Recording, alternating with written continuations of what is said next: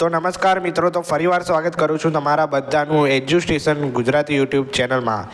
તો ફાઇનલી મિત્રો, જે તમે વેઇટ કરી રહ્યા હતા પેરામેડિકલના સ્ટુડન્ટ્સ, તો એમનું જે ચોઇસ ફિલિંગ પ્રોસેસ છે એ ફાઇનલી હવે શરૂ થવા જઈ રહી છે।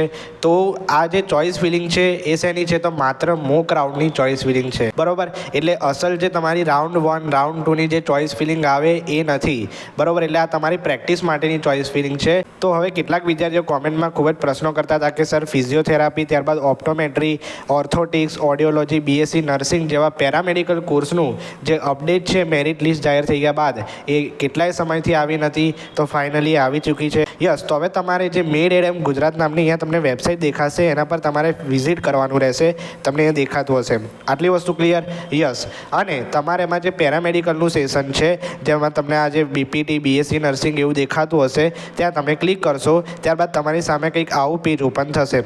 ઓકે, હવે તમે અહીંયા નીચે સ્ક્રોલ કરશો તો હમણાં એક લેટેસ્ટ અપડેટ આવી છે, તમને દેખાશે। તો મોક રાઉન્ડ એટલે કે પ્રેક્ટિસ રાઉન્ડનો કાર્યક્રમ, બરોબર। હવે ક્યાં સુધી છે આ? તો એની વાત કરીએ તો 31 ઓગસ્ટ 2024થી લઈને 3 સપ્ટેમ્બર 2024 સાંજે 4 કલાક સુધી છે, બરોબર। તો આ ઓનલાઈન ચોઇસ ફિલિંગ ખાસ અગત્યનું કે જે મોક રાઉન્ડનું ચોઇસ ફિલિંગ છે તમારે કરી દેવાનું છે, અને આ એક પ્રેક્ટિસ રાઉન્ડ છે, બરોબર। એટલે આના આધારે તમને એડમિશન મળશે નહીં। આ ફક્ત તમને કહેવાય ને કે જે આમ ગભરાઈ ના જાઓ ચોઇસ ફિલિંગ કરતી વખતે, તમને ખબર પડે કેવી રીતે સંસ્થાઓ સિલેક્ટ કરવાની ને એ બધી માહિતી માટે આ મોક રાઉન્ડ એટલે કે પ્રેક્ટિસ રાઉન્ડનો સમાવેશ કરવામાં આવે છે, ક્લિયર। તો આ પેરામેડિકલ માટે લેટેસ્ટ અપડેટ આવી છે। ત્યારબાદ આપણે નીચે જોઈએ વિદ્યાર્થી મિત્રો, તો હવે મેઇન તમને અહીંયા દેખાતું હશે મોક રાઉન્ડ ઓનલાઈન ચોઇસ ભરવાની માહિતી, બરોબર। હવે મિત્રો આગળ જોઈએ તો અહીંયા લખ્યું છે મોક રાઉન્ડ ઓનલાઈન ચોઇસ ભરવા માટેની તમામ માહિતી, બરોબર।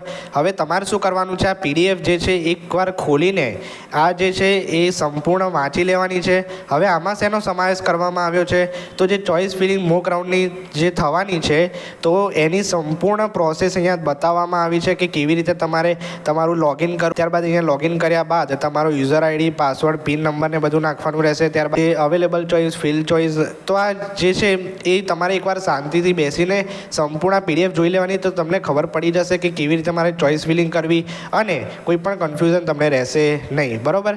તો આ ચોઇસ ફિલિંગ કરવા માટેની સંપૂર્ણ પ્રોસેસ છે, શાંતિથી એકવાર જોઈ લેવી કે તમને ખબર પડે કે કઈ કઈ સંસ્થાનો સમાવેશ કરવામાં આવ્યો છે ને તમામે તમામ માહિતી, બરોબર। તો આ તમારે જે કોર્સ સિલેક્ટ કરવાનો છે બધું અહીંયા દર્શાવવામાં આવ્યું છે, ઓકે। એટલે ચોઇસ ફિલિંગ જે પ્રોસેસ છે બહુ જ સહેલી છે, તમારે ફક્ત પ્રેક્ટિસ થાય એના માટેનો આ મોક રાઉન્ડ છે, બરોબર। તો આ જે તમામે તમામ માહિતી તમારે એકવાર જોઈ લેવી કે કેવી રીતે લોક કરવાની છે, ત્યારબાદ કેવી રીતે ચોઇસ જે છે કોલેજની ભરવાની છે, ક્લિયર। ત્યારબાદ મિત્રો અહીંયા લખ્યું છે મોક રાઉન્ડમાં દર્શાવેલ સંસ્થાઓ અને તેઓની મંજૂર થયેલ બેઠકોની સંખ્યા પ્રોવિઝનલ છે। પ્રથમ રાઉન્ડ ચાલુ થાય તે પહેલાં રાજ્ય સરકાર નર્સિંગ કાઉન્સિલ અથવા યુનિવર્સિટી દ્વારા જે બેઠકો મંજૂર થશે તે મુજબ પ્રથમ રાઉન્ડ કરવામાં આવશે, બરાબર। એટલે જે પણ સંસ્થાઓ જે આમાં સમાવેશ કરવામાં આવી છે મોક રાઉન્ડમાં અને મંજૂર થયેલી હશે તો એ મુજબ જે છે પ્રથમ રાઉન્ડમાં તમને સંસ્થા દેખાશે અને ત્યારબાદ જે છે પ્રથમ રાઉન્ડ શરૂ થશે, આટલી વસ્તુ ક્લિયર? યસ। ત્યારબાદ અહીંયા એક અગત્યની વાત લખી છે કે મોક રાઉન્ડ એટલે કે પ્રેક્ટિસ રાઉન્ડ એ ફક્ત વિદ્યાર્થી કોલેજ ચોઇસ ફિલિંગ કેવી રીતે કરવી તેની પ્રેક્ટિસ માટે છે, જેથી વિદ્યાર્થીને ચોઇસ ફિલિંગ કેવી રીતે કરવી તેની સમજ રહે, જે આપણે આગળ કીધું એમ જ। ત્યારબાદ મોક રાઉન્ડની ચોઇસ ફિલિંગના રિઝલ્ટના આધારે કોઈપણ સંસ્થામાં પ્રવેશ મળશે નહીં, ઓકે। તો આ ખાસ અગત્યનું, બેંકમાં કોઈપણ પ્રકારની ફી ભરવાની નથી અને હેલ્પ સેન્ટર પર ડોક્યુમેન્ટ જમા કરવા જવાનું નથી કે કોઈ સંસ્થામાં હાજર થવાનું નથી, બરાબર। એટલે આજે તમે ચોઇસ ફિલિંગ કરો છો તો જે હેલ્પ સેન્ટરની એપોઇન્ટમેન્ટ લેવાની આવે, ત્યારબાદ ફીસ ભરવાની જે અમુક પ્રોસેસ હોય છે તે બધું તમારે કંઈ કરવાનું નથી, ફક્ત તમારે ચોઇસ ફિલિંગ કરવાની છે પ્રેક્ટિસ માટે, આટલી વસ્તુ ક્લિયર? યસ। ત્યારબાદ અહીંયા લખ્યું છે મોક રાઉન્ડમાં વર્ષ 2024-25 માટે 31 ઓગસ્ટ સુધી જે સંસ્થાઓએ મંજૂરી પત્ર તેમજ બેંક ગેરંટી પ્રવેશ સમિતિ ખાતે જમા કરાવેલ છે તે સંસ્થાની બેઠકોની ફાળવણી વર્ષ 2024-25ની મંજૂર થયેલ બેઠકો મુજબ કરવામાં આવશે, જેની ખાસ નોંધ લેવી, ઓકે। એટલે કે અહીંયા તમારી વાત નહીં કરવામાં આવતી, પરંતુ જે સંસ્થા છે એમણે 31 ઓગસ્ટ સુધીમાં જે મંજૂરી પત્રો અને જે બેંક ગેરંટી પ્રવેશ સમિતિ જમા કરાવેલ હોય તો તે જ સંસ્થાની જે મંજૂરી છે એ આ મોક રાઉન્ડમાં સમાવેશિત કરવામાં આવે છે। ત્યારબાદ અહીંયા લખ્યું છે વર્ષ 2024-25ના મોક રાઉન્ડમાં આ સાથે સામેલ યાદીની સંસ્થાઓએ વર્ષ 2024-25 2025ના માન્યતાના પત્રો અને બેંક ગેરંટી પ્રવેશ સમિતિ ખાતે જમા કરાવેલ ન હોય તે સંસ્થાનો સમાવેશ કરેલ નથી અને આ સંસ્થાઓને રૂલ 17 હેઠળ પ્રવેશ આપવાની મંજૂરી પણ આપવામાં આવશે નહીં. બરોબર, એટલે કે જે સંસ્થાઓ છે એમણે મંજૂરી પત્રો અને બેંક ગેરંટી પ્રવેશ સમિતિમાં જે જમા કરાવેલ ના હોય તો એ સંસ્થાઓનો જે છે સમાવેશ કરવામાં આવશે નહીં.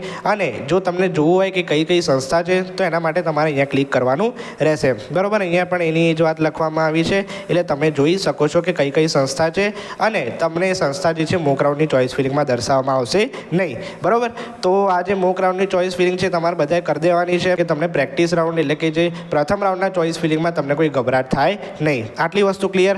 યસ, તો આ મોક રાઉન્ડ પ્રેક્ટિસ રાઉન્ડની સંપૂર્ણ વાત કરી અને જે તમારી ચોઇસ ભરવાની સંપૂર્ણ પ્રોસેસ છે એ પણ તમારે એકવાર બે વાર જોઈ લેવાની છે કે તમને જે ચોઇસ ભરો ત્યારે કોઈ પણ પ્રકારનો વાંધો આવે નહીં. બરોબર, તો વિડીયો અહીંયા સમાપ્ત કરીએ છીએ મિત્રો. મળીએ છીએ આવા નવા વિડીયો સાથે. ત્યાં સુધી ગુડ બાય. Thank you.